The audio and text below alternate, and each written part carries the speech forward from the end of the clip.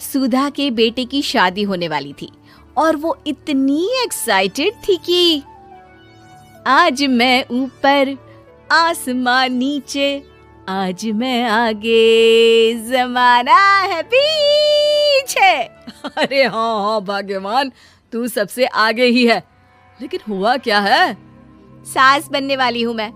अरे घर में एक नया सदस्य आ जाएगा, कितना अच्छा लगेगा ना। आप और राहुल तो ऑफिस चले जाते थे और मैं पागल की तरह घर में अकेली।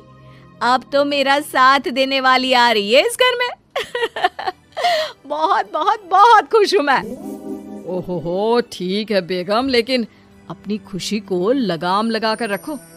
क्या पता कैसी आए, तुम्हारा साथ देने वाली आए या फिर ऐसी आ जाए जो तुम्हारी शक्ल देखना भी पसंद ना करती हो। ऐसा क्यों बोल रहे हैं जी? शुभ नहीं बोल सकते तो अशुभ तो ना बोले। अच्छा जल्दी से तैयार हो जाओ, चांदनी चौक जाना है शादी की शॉपिंग के लिए। हाँ हाँ, थोड़ी सुबह तो हो जाने दो, दुकानें बाजार खुल तो जाए। तुम सच में ना पागल हो गई हो बहू के आने की खुशी में। बेटा माँ की हरकतें देख रहा था। वो सारी बात फोन पर अपनी होने वाली बीवी राशि को बताता है। फिर पता है क्या हुआ? माँ ना सुबह 6 बजे ही पापा को चांदनी चौक जाने को कहने लगी। दूसरी तरफ राशि कहती है, अरे वाह, ये तो बहुत अच्छी बात है ना। सास इतना सोचने वाली मिल रही है, और क्या चाहिए। मैंने भी सोचा है मम्मी जी के साथ बहुत प्यार से रहूंगी, उनका ख्याल रखूंगी और प्यार करूंगी। राहुल भी खुश था। लेकिन बाजार में सुधा जी और उनके पति को एक अजीब सी दुकान दिखती है जिसके बाहर लिखा होता है, हमारे यहाँ सास बनने की ट्रेनिंग दी जाती है। ये देखिए जरा, लग रहा है आजकल के लोगों को कोई काम नहीं है। अरे सास बनने की भी ट्रेनिंग होती है क्या? दुकान के सामने एक पिंजरा था, उसमें एक तोता बंद था। सुधा की बात सुनकर तोता बोल पड़ता है, अरे नादान औरत, अगर सास सही तो पूरा घर सही रहता है, परिवार बंधा रहता है और आने वाली जनरेशन संस्कारी होती है। लेकिन तू क्या समझेगी? जा जा आगे जा। ओए, तोते बड़ा बोल रहा है, क्यों आगे जाऊं? मैं नहीं जा रही। देखा देखा, तेरे जैसी औरत को तो सास बनने की ट्रेनिंग लेनी ही चाहिए। निकाल 1000 रुपये और जान दर, नहीं तो पूरी जिंदगी रोती रहेगी। सुधा को तोते की बात में दम लगता है। ए जी, निकालो ना जरा 1000 रुपए। अरे पागल हो क्या? जानवर की बात में आ रही हो? किस पागल आदमी की सुन रही हो, जिसे ये भी नहीं पता कि तोता जानवर नहीं पक्षी होता है। चलो निकालो 1000 रुपये और अंदर जाकर सास के रूप में जीवन को सफल कर लो। हाँ जी, बात तो ये सही बोल रहा है। कहाँ मैं आपकी बात में आ रही हूँ? मैं तो अंदर जा रही हूँ, 1000 रुपये दीजिए। पति क्या करता, बीवी की आज्ञा सर आंखों पर। लेकिन जैसे ही सुधा अंदर जाती है, सामने कई औरतें पहले से ही बैठी होती हैं। मेरी पहली बहू के वक्त मैंने इतना नहीं सोचा था, और आज वो मेरे सर पर चढ़कर नाचती है। गुरुजी, कोई उपाय बताए।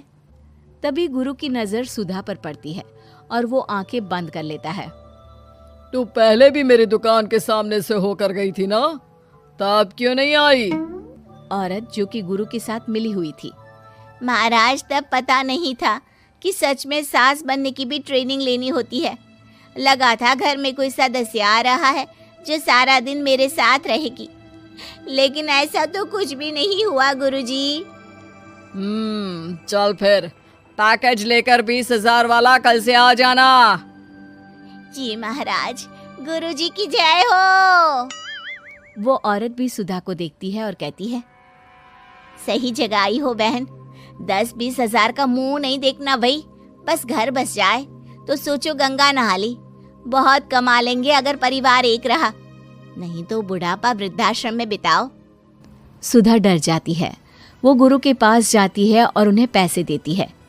देखो, एक मंत्र गांठ बांध लो कि कभी भी बहू को बेटी ना समझना। जितना दबाकर पहले दिन से रखोगी, धीरे धीरे प्यार दोगी तो मान रखेगी। नहीं तो। ना जी ना गुरुजी, समझ गई। अरे भला हो भगवान का जो आपसे मिला दिया, नहीं तो मैं। हाँ हाँ, आगे बढ़ते जाए, पीछे और भी लोग हैं, सबको मौका दे। सुधा घर आ जाती है। राशि शादी करके घर आती है तो दिमाग में सास की वही छवि होती है जो राहुल ने दिखाई थी। देखो राशि, मैंने काम वाली हटा दी है। वो क्या है ना, 2000 महीने लेती थी, यानी कि 24,000 साल का, और 5 साल में उसे जोड़ो तो 1,20,000 रुपए। माँ जी, और 10 साल जोड़े तो? तभी राहुल आ जाता है। अरे बस बस, इतना मत जोड़ो, फिलहाल भूख लगी है, कुछ खाने को दो। अरे पर बर्तन तो गंदे हैं ना, काम वाली तो आई नहीं, फिर बर्तन कौन धोएगा? अरे कौन धोएगा मतलब? तू धोएगी? मैं? ठीक है, मैं धो लेती हूँ। अब धो कर देती हूँ, आप खाना बना ले। अरे खाना भी तू ही बनाएगी? ये क्या बात होती है माँ, क्या हो गया तुझे? कल तक तो कुछ और ही बोल रही थी। लेकिन सुधा का व्यवहार सुधरने का नाम ही नहीं ले रहा था। बहू और बेटा ससुर से बात करते हैं। पिताजी, क्या हो गया है माँ जी को? वो क्यों ऐसे व्यवहार कर रही है जैसे मैं कोई नौकरानी हूँ? पिता क्या करता, बता देता है सारी कहानी कि कैसे सास का दिमाग एक गुरुजी ने खराब किया है। सास बनने की ट्रेनिंग? तो मामला ये है, वही मैं कहूँ, कहाँ तो माँ बहू का इंतजार ऐसे कर रही थी मानो साक्षात कोई देवी आने वाली है, लेकिन व्यवहार नौकरानी जैसा। देखिए, माँ बुरी नहीं है, बस किसी ने उनका दिमाग खराब कर दिया है। तो ऐसे में मेरे पास एक आइडिया है। बहू फुसुर फुसुर करके पति और ससुर से बात करती है। अगले दिन बहू सास के सामने कहती है, अच्छा मैं जा रही हूँ, मेरी क्लास है। ये बोलकर बहू निकल जाती है। ये कौन सी क्लास करने जा रही है?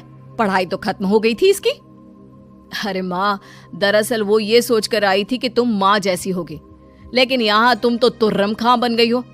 तो वो किसी बहू बनने की ट्रेनिंग वाली क्लास में गई है। ये बोलकर बेटा बाप की ओर देखता है और आंख मार देता है। हाँ हाँ, वो तो तुम्हारी माँ ने भी सास बनने की ट्रेनिंग ली है बेटा। पहले का जमाना और था भाई, कि भोले मन से रिश्ते शुरू किए जाते थे। अब तो नई लड़की घर आते ही नौकरानी हटा देते हैं। बताओ, पिछले 25 साल से वो नौकरानी काम कर रही थी, तब तो कोई हिसाब किताब नहीं हुआ। अरे पापा, आप भी माँ को बोल रहे हैं?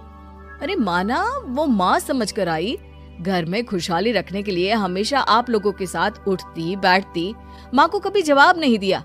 लेकिन माँ की क्या गलती? अरे दादी ने भी तो ऐसा ही किया होगा ना माँ के साथ, तभी तो माँ अपनी बहू के साथ ऐसा कर रही है।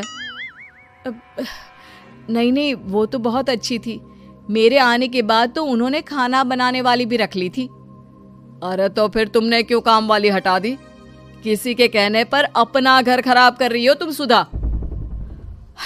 अब बहू भी गई है ट्रेनिंग लेने, पता नहीं क्या सीख कर आएगी।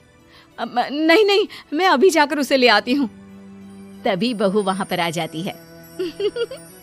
नहीं माँ जी, मैं कहीं नहीं गई थी, मैं तो सिर्फ आपके लिए ये नई साड़ी लेने गई थी।